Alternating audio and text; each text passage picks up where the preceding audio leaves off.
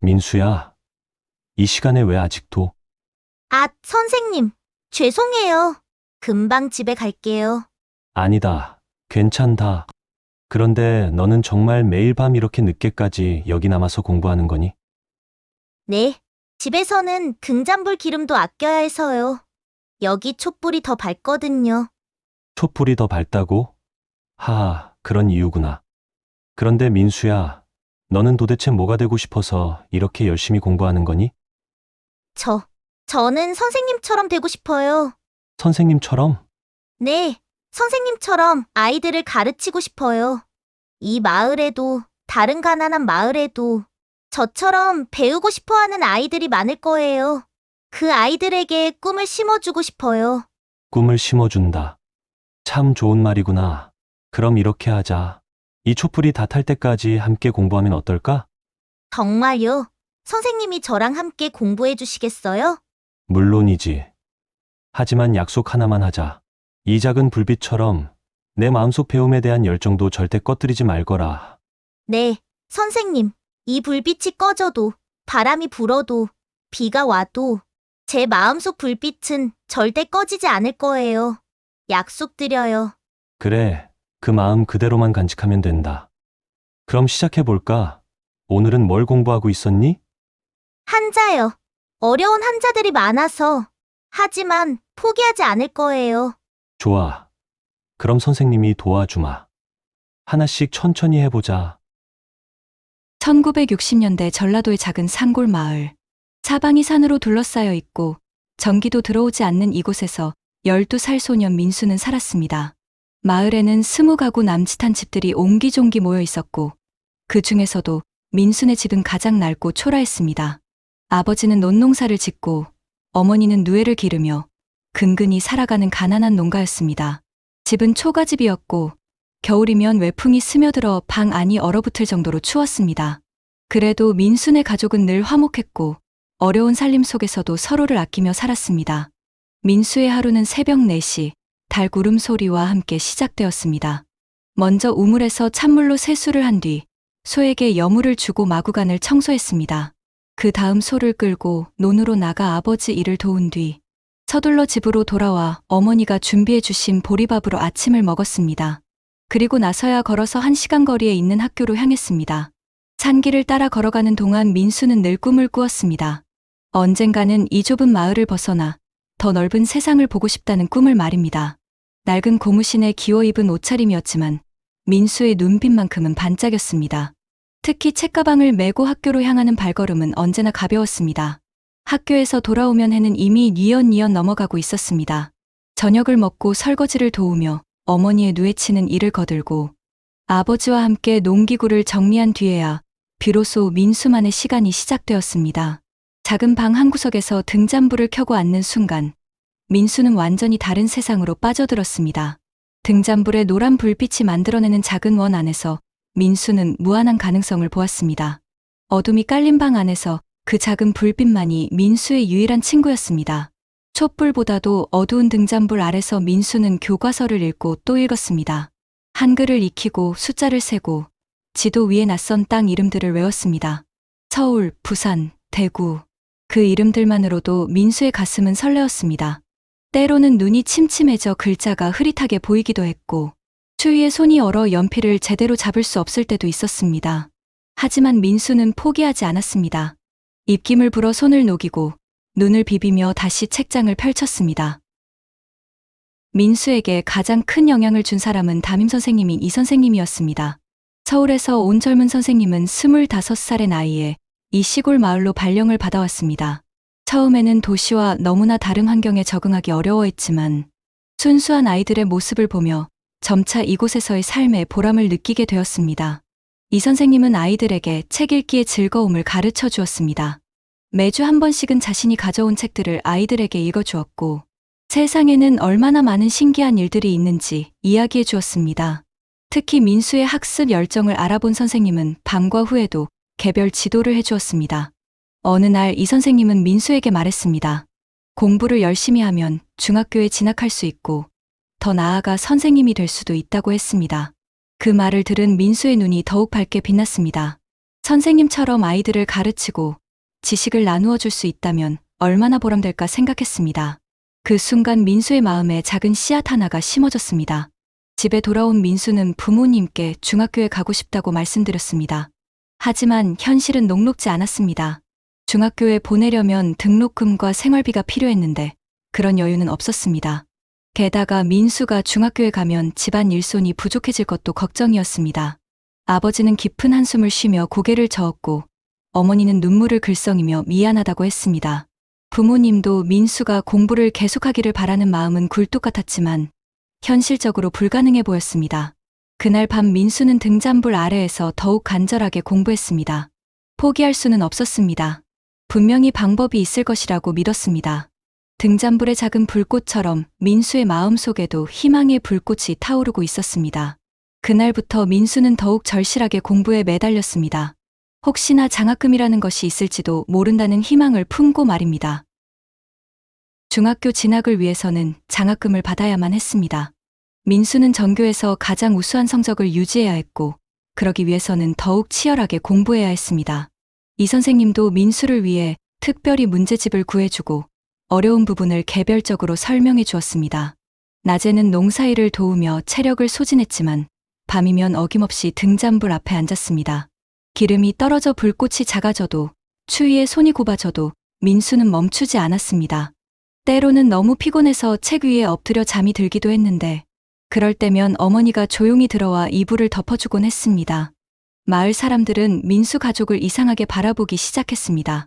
농사꾼 집안에서 왜 그렇게 공부에 매달리는지 이해할 수 없다는 시선이었습니다. 농사나 잘 지으면 되지, 무슨 공부냐는 말들이 들려왔습니다. 더 큰 시련은 집안에서 찾아왔습니다. 할아버지가 갑자기 쓰러지셨고 병원비가 급하게 필요해졌습니다. 어머니는 누에 치던 일도 그만두고 할아버지를 돌봐야 했습니다. 할아버지의 병은 쉽게 낫지 않았고 병원비는 눈덩이처럼 불어났습니다. 집안 형편은 더욱 어려워졌고 등잔불용 기름값조차 아껴야 하는 상황이 되었습니다. 민수는 더 어두운 곳에서 더 적은 빛으로 공부해야 했습니다. 때로는 기름이 다 떨어져 불빛이 깜박거릴 때면 민수는 마지막 한 방울까지 아껴가며 공부했습니다. 그럴 때면 어머니가 몰래 기름 몇 방울을 더 넣어주기도 했습니다. 그럼에도 민수는 포기하지 않았습니다. 달빛이 밝은 날에는 창가에서 공부하고 구름이 낀 날에는 촛불 한 자루라도 구해서 책을 폈습니다. 심지어 눈이 내려 달빛도 가려진 날에는 화로 옆에 앉아 불빛으로 공부하기도 했습니다. 배움에 대한 열정만큼은 그 무엇도 꺾을 수 없었습니다. 이 선생님도 민수의 의지를 알고 더욱 열심히 도와주었습니다. 민수의 노력은 결실을 맺기 시작했습니다. 전교에서 1등을 놓치지 않았고 이 선생님은 민수를 위해 장학금 신청서를 작성해 주었습니다. 또한 인근 중학교 교장 선생님께 민수를 추천하는 편지도 써주었습니다.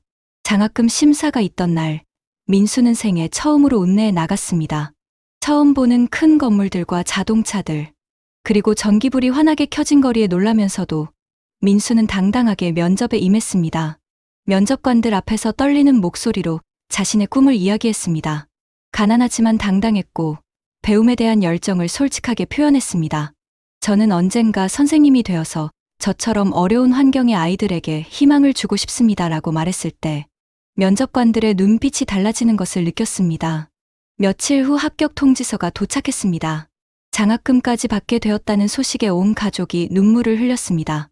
아버지는 민수의 어깨를 토닥이며 대견하다고 하셨고 어머니는 고마워서 어쩔 줄 모르셨습니다. 할아버지도 병상에서 민수의 손을 잡고 자랑스럽다고 말씀하셨습니다. 마을 사람들도 민수의 소식을 듣고 축하해 주었습니다. 농사꾼 집안에서 장학생이 나왔다는 것이 마을의 자랑거리가 되었습니다. 그날 밤 민수는 등잔불 앞에 앉아 감사의 마음을 되새겼습니다. 이 작은 불빛이 자신의 인생을 바꿔놓았다고 생각했습니다.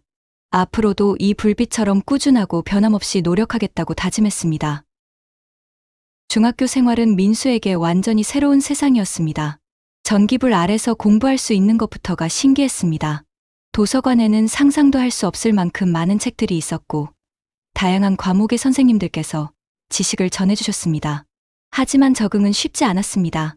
도시 아이들과 달리 민수는 기초 지식이 부족한 부분이 많았습니다.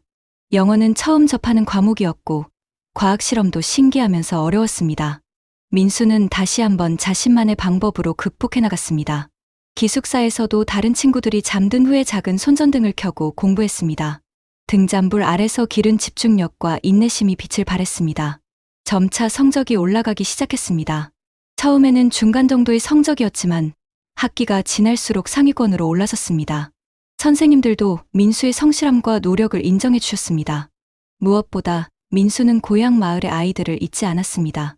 방학 때마다 고향에 돌아가서는 동네 후배들에게 공부를 가르쳐 주었습니다.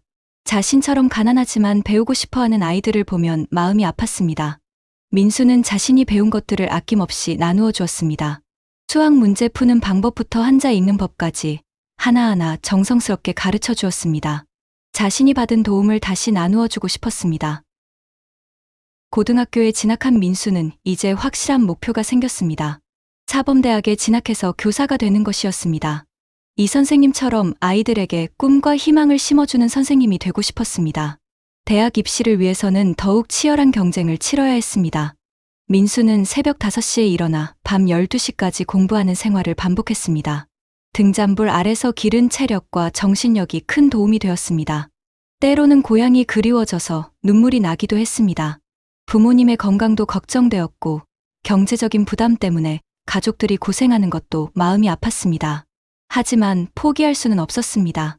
드디어 대학 입시일이 다가왔습니다. 민수는 평생 공부한 모든 것을 쏟아부었습니다. 수학 문제 하나하나, 국어 지문 하나하나에 온 정성을 다했습니다. 합격 발표날, 민수의 이름이 합격자 명단에 있었습니다. 사범대학 국어교육과에 장학생으로 합격한 것이었습니다. 고향에 전화로 소식을 전하자 온 가족이 기뻐했습니다. 마을 사람들도 민수의 성공을 자랑스러워했습니다. 교육학과 교수법을 배우면서 어떻게 하면 아이들에게 더 잘 가르칠 수 있을지 고민했습니다. 특히 어려운 환경의 아이들에게 희망을 주는 교육자가 되고 싶었습니다. 방학 때마다 고향으로 돌아가 무료로 아이들을 가르쳤습니다. 등잔불 아래서 공부했던 그 작은 방에서 이제는 민수가 선생님이 되어 아이들을 가르쳤습니다. 아이들의 눈빛에서 자신의 어린 시절을 보는 것 같았습니다. 졸업 후 민수는 고향 근처의 중학교에 발령을 받았습니다. 처음 교실에 들어섰을 때의 떨림과 설렘은 지금도 잊을 수 없습니다. 아이들 앞에 서서 자기소개를 할 때 목소리가 떨렸습니다. 안녕하세요. 여러분의 새 담임 선생님입니다. 선생님도 여러분처럼 이런 시골에서 자랐고 등잔불 아래서 공부했습니다. 아이들의 눈이 반짝였습니다. 민수는 그 순간을 위해 지금까지 살아왔다는 것을 깨달았습니다. 민수 선생님의 교실은 특별했습니다. 공부를 못하는 아이든, 가난한 집안의 아이든, 모든 아이들에게 똑같은 관심과 사랑을 주었습니다. 특히 어려운 환경의 아이들에게는 더욱 세심한 배려를 해주었습니다. 방과 후에는 희망하는 아이들에게 무료로 보충 수업을 해주었습니다. 때로는 자신의 월급으로 학용품을 사주기도 하고 중학교 진학을 돕기도 했습니다. 마치 이 선생님이 자신에게 해주셨던 것처럼 말입니다. 어려운 집안 형편 때문에 공부를 포기하려는 아이들을 보면 민수 선생님은 자신의 어린 시절을 떠올렸습니다.